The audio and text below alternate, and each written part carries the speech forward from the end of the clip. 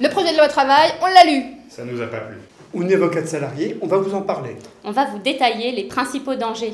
On a fait des vidéos. Allez, on y va.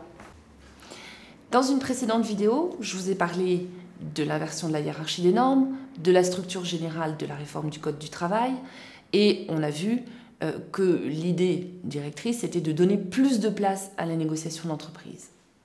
C'est un peu plus compliqué que ça, et il faut aussi regarder l'article 12, qui est assez technique, pour bien comprendre quels sont les enjeux. Parce qu'en réalité, ce qu'on est en train de mettre en place, c'est de donner le choix à l'employeur, au niveau qu'il le souhaite, de mener les négociations.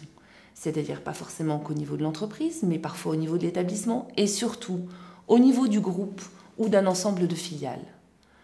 La conséquence est claire. Je suis employeur, je n'arrive pas à négocier au niveau de mon entreprise parce que je rencontre des syndicats qui sont récalcitrants à accepter de signer un accord qui soit moins-disant à l'égard de mes salariés.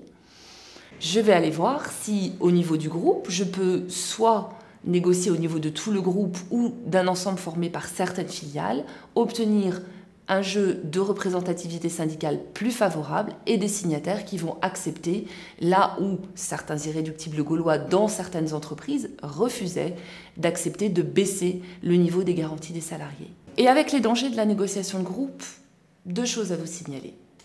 Si l'employeur a réussi à obtenir un accord de groupe une première fois, par jeu de représentativité syndicale qui lui est favorable, il peut renégocier plus tard dans la durée un nouvel accord de groupe en conservant les règles de représentativité syndicale et de majorité du cycle électoral en cours au moment où il a obtenu la première signature, et non plus en fonction des résultats des élections dans les différentes filiales au jour où il signe le nouvel accord.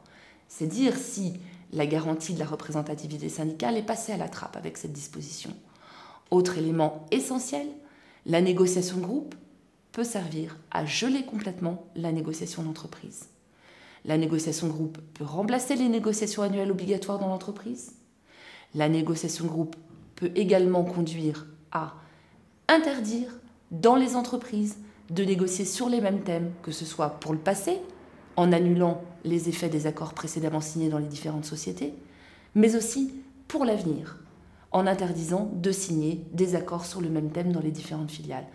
Ainsi, impossible pour les syndicats dans les entreprises de continuer à défendre leurs acquis et de continuer à négocier à leur niveau, parce qu'au niveau du groupe, on aura mis la main sur tout le processus de négociation.